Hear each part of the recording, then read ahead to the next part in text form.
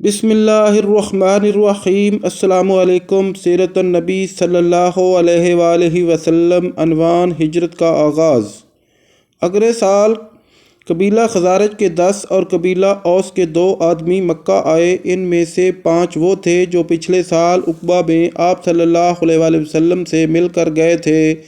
ان لوگوں سے بھی آپ صلی اللہ علیہ وآلہ وسلم نے بیعت لی۔ آپ صلی اللہ علیہ وآلہ وسلم نے ان کے سامنے سورۃ النساء کی آیات تلاوت فرمائیں۔ بیعت کے بعد جب یہ لوگ واپس مدینہ منورہ جانے لگے تو آپ صلی اللہ علیہ وآلہ وسلم نے ان کے ساتھ حضرت عبداللہ ابن ام مکتوم کو بھیجا۔ آپ صلی اللہ علیہ وآلہ وسلم نے حضرت ابو مصعب بن عمیر کو بھی ان کے ساتھ بھیجا تاکہ وہ نئے مسلمانوں کو دین سکھائیں، قرآن کی تعلیم دیں۔ انہیں قاری کہا جاتا تھا۔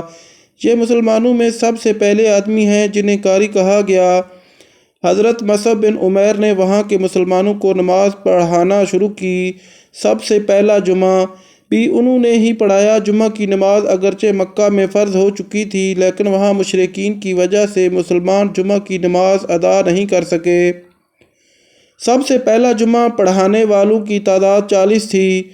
حضرت مصعب بن عمیر نے مدینہ منورہ میں دین کی تبلیغ شروع کی تو حضرت سعد بن معاذ اور ان کے چچا زاد بھائی حضرت اسید بن خزیر ان کے ہاتھ پر مسلمان ہو گئے۔ ان کے اسلام لانے کے بعد مدینہ میں اسلام اور تیزی سے پھیلنے لگا۔ اس کے بعد حضرت مصعب بن عمیر حج کے دنوں میں واپس مکہ پہنچے۔ مدینہ منورہ میں اسلام کی کامیابیوں کی خبر سن کر آپ صلی اللہ علیہ وآلہ وسلم بہت خوش ہوئے۔ مدینہ منورہ میں جو لوگ اسلام لا چکے تھے ان میں سے جو حج کے لیے آئے تھے انہوں نے فارغ ہونے کے بعد منی میں رات کے وقت آپ صلی اللہ علیہ وآلہ وسلم سے ملاقات کی۔ جگہ اور وقت پہلے ہی طے کر لیا گیا تھا۔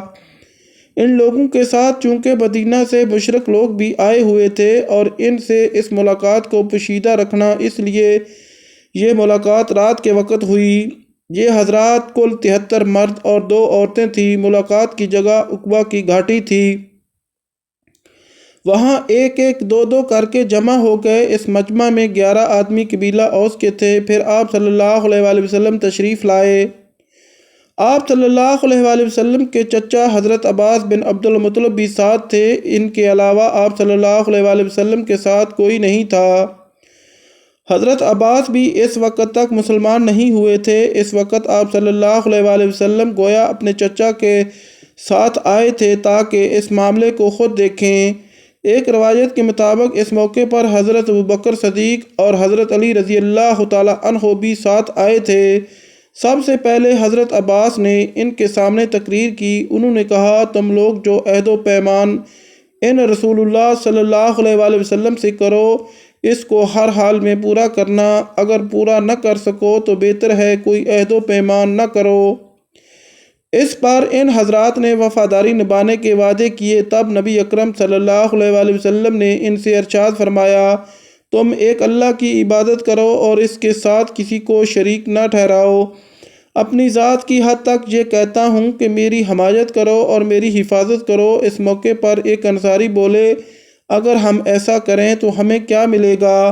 آپ صلی اللہ علیہ وآلہ وسلم نے ارشاد فرمایا، اس کے بدلے تمہیں جنت ملے گی۔ اب وہ سب بول اٹھے، یہ نفع کا سودا ہے، ہم اسے ختم نہیں کریں گے۔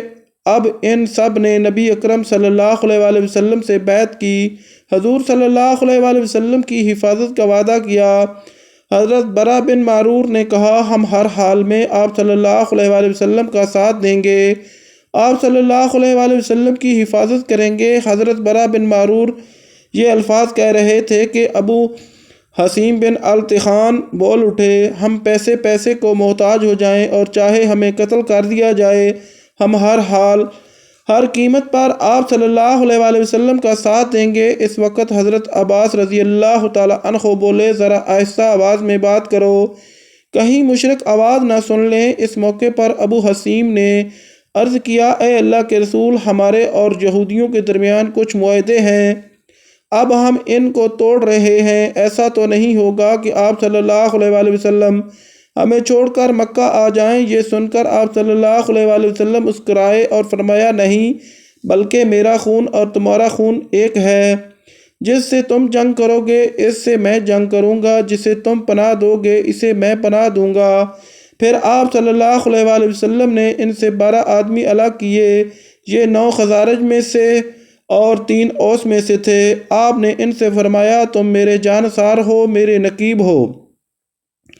ان 12 حضرات میں یہ شامل تھے سعد بن عبیدہ، سعد بن روخہ، برہ بن معرور، ابو حشیم بن التحان، اسد بن خزیر، عبداللہ بن عمرو بن حزام، عبیدہ بن سامت اور رافع بن مالک رضی اللہ تعالی عنہم۔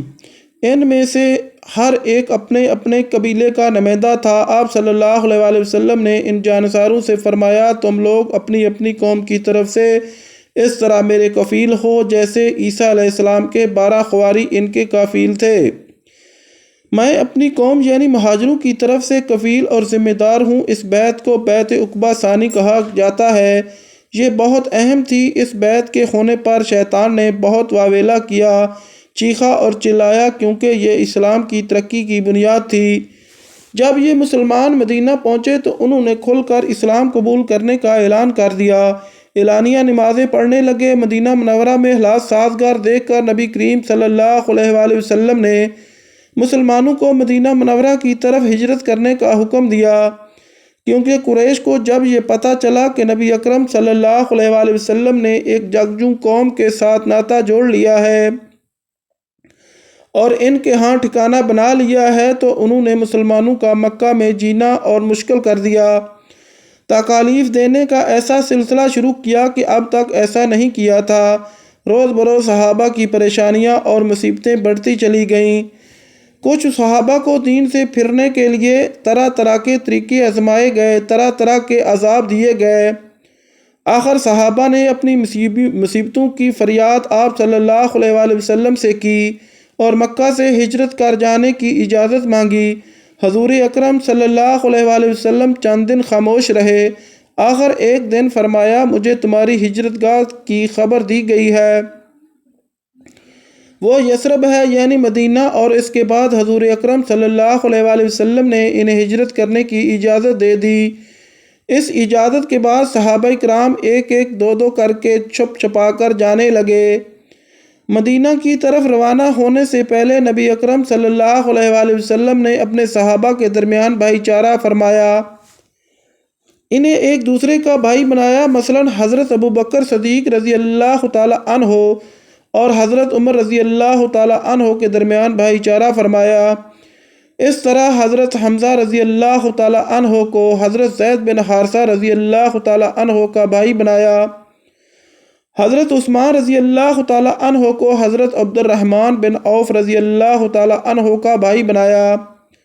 حضرت عبیدہ بن سامت رضی اللہ تعالی عنہ اور حضرت بلال رضی اللہ تعالی عنہ کے درمیان حضرت مصعب بن عمرو رضی اللہ تعالی عنہ اور حضرت سعد بن ابی وقاص کے درمیان حضرت ابو عبیدہ بن جراح رضی اللہ تعالی عنہ اور حضرت ابو حذیفہ رضی اللہ تعالی عنہ کے غلام حضرت سالم رضی اللہ تعالی عنہ کے درمیان حضرت سعید بن زید رضی اللہ تعالی عنہ اور حضرت طلحہ بن عبید اللہ رضی اللہ تعالی عنہ کے درمیان اور حضرت علی رضی اللہ تعالی عنہ کو خود اپنا بھائی بنایا۔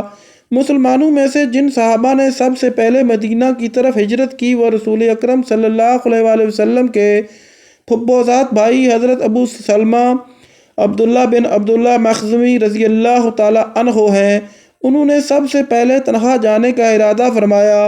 جب یہ حبشہ سے مکہ آئے تھے تو انہیں سخت تکالیف پہنچائیں گی، آخر انہوں نے واپس جانے کا ارادہ کر لیا تھا، مگر پھر انہیں مدینہ کے لوگوں کے مسلمان ہونے کا پتہ چلا تو یہ رک گئے اور ہجرت کی اجازت ملنے پر مدینہ روانہ ہوئے۔ مکہ سے روانہ ہوتے وقت یہ اپنے اونٹ پر سوار ہوئے اور اپنی بیوی ام سلمہ رضی اللہ تعالی عنہا اور اپنے دودھ پیتے بچے کو بھی ساتھ سوار کر لیا۔ جب ان کے سسرال والوں کو پتہ چلا تو وہ انہیں روکنے کے لیے دوڑے اور راستے میں جا کر پکڑا، ان کا راستہ روک کر کھڑے ہو گئے۔ ناظرین، اگر ہماری ویڈیو اچھی لگے تو ہمارے چینل کو سبسکرائب کریں، لائک کریں، شیئر کریں اور اللہ تعالیٰ کے کسی ایک نام کے ساتھ کمنٹ ضرور کریں۔ شکریہ۔